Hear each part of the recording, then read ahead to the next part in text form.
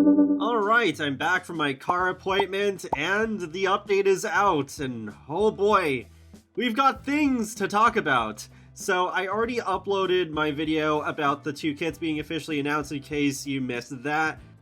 But now let's talk about this May 28th, 2024 update. The patch notes are out, I'll leave a link to them in the video description below, but they're nearly identical to what we already went over in a previous video with the laundry list, except for one major thing in relation to performance improvements, which I've been told is having a major difference. So we have a DirectX 11 preview. DirectX 11 is available on The Sims 4 on an opt-in basis and will be rolled out fully in a later update for Simmers running Windows. If you opt to run The Sims 4 using DirectX 11, you will potentially experience enhanced game performance and graphics quality. This update is designed to increase the overall gaming experience with improved rendering capabilities that will allow for more details and immersive environments in future releases. Interesting. We would appreciate your feedback and any issues you experience on our DirectX 11 Answers HQ thread. Simmers running Windows and have DirectX 11 compatible hardware can now enter the argument -DX11 into the EA app or Steam to switch to using this renderer. You will be able to see which DirectX version The Sims 4 is using in your game version information displayed in the bottom right corner of the main menu. You can find all the information you need to check if your PC is DirectX 11 compatible and learn how to enter launch arguments for both EA app and Steam here.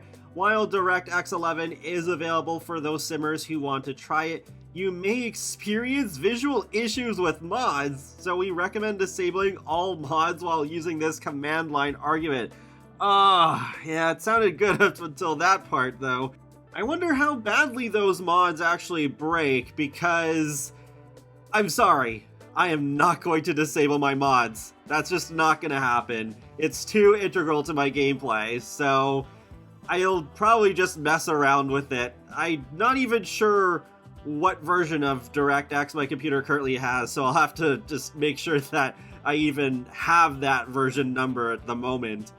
So what was that exciting free content that they teased a couple of weeks ago on the main menu?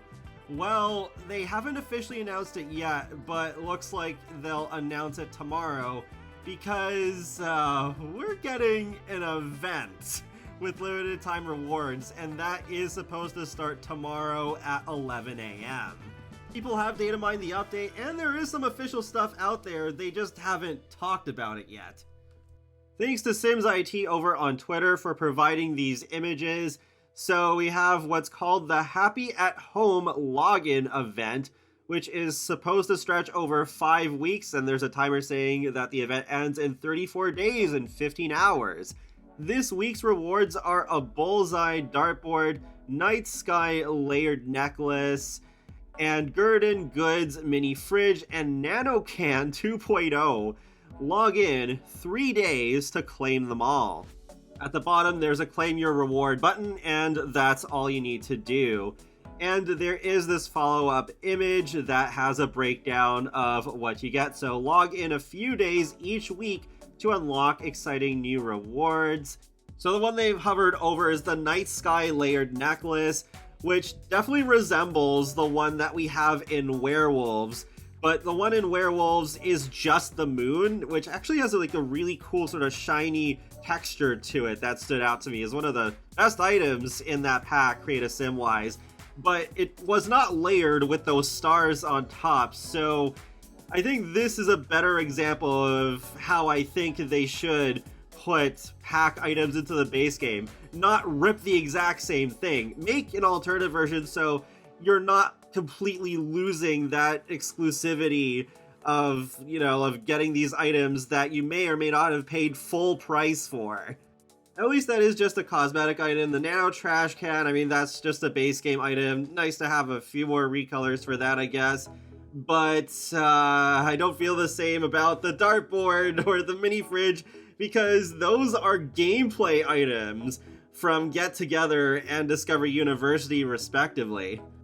Moving on to week 2, we have a one-tile bar that I'm pretty sure is new, and a hairstyle ripped from cats and dogs. And then week 3, we have a recolor of that pillow from Zeralia's Modern Luxe kit. And there's also a face, and this is actually a new Create a Sim trait that I'll talk about more in a minute. I'm pretty intrigued by it. And then week 4, we just have a recolor of the vending machine from high school years. So Rex has data mined the update and found some details about the new trait. So it's called Practice Makes Perfect. It's not a reward trait, but it is a Create a Sim one. It does not reward your Sims necessarily. It punishes them by making them learn all skills at a 50% speed compared to normal. However, it works in a way that practicing skills in a category helps. How this Practice Makes Perfect works. By default, your Sims learn all skills at 50% speed, but by practicing a single category like creative, social, physical, and mental continuously, they can up the speed to 90%, 130%, 160%, and even a whopping 180%. However, once they stop practicing, this buff starts to decay. Their practice will be checked daily if no bugs occur, so they need to practice each category every day, and it will eventually drop back to 50%. So there is a challenge aspect to it rather than it just being a reward. And if they can keep practicing, which is really very easy since you can just read 4 skill books for 5 minutes each day, they can keep their 180% skill boost, permanent double boost week. Aside from it being ridiculously easy to maintain that boost, this sounds like a really interesting trait that adds somewhat of a new mechanic. It just really sucks that this is all behind a limited time thing. It should have just been patched in permanently for everybody. What bothers me a lot about this too is that this is one step closer to The Sims getting a battle pass. That's exactly what I feared would happen when they announced that the Sims 4 base game was going to be made free. It's just like one of those things that they could potentially do to make up, so to speak, for the lost money that would be happening because they're no longer charging like $40 I think it was before with charging for the base game. Funny how they already tried pulling something similar with those Jasmine holiday skill boost and similar boosty stuff years ago, and many of us hated that, and I think that's why we haven't seen Jasmine holiday in years. But yeah, now they've done something arguably much worse than that. But that is basically it for this update, so feel free to let me know your thoughts on this in the comment section below, and be sure to subscribe if you'd like to keep up with my latest gaming content. I will talk to you all later, and have a great day. Thanks for watching!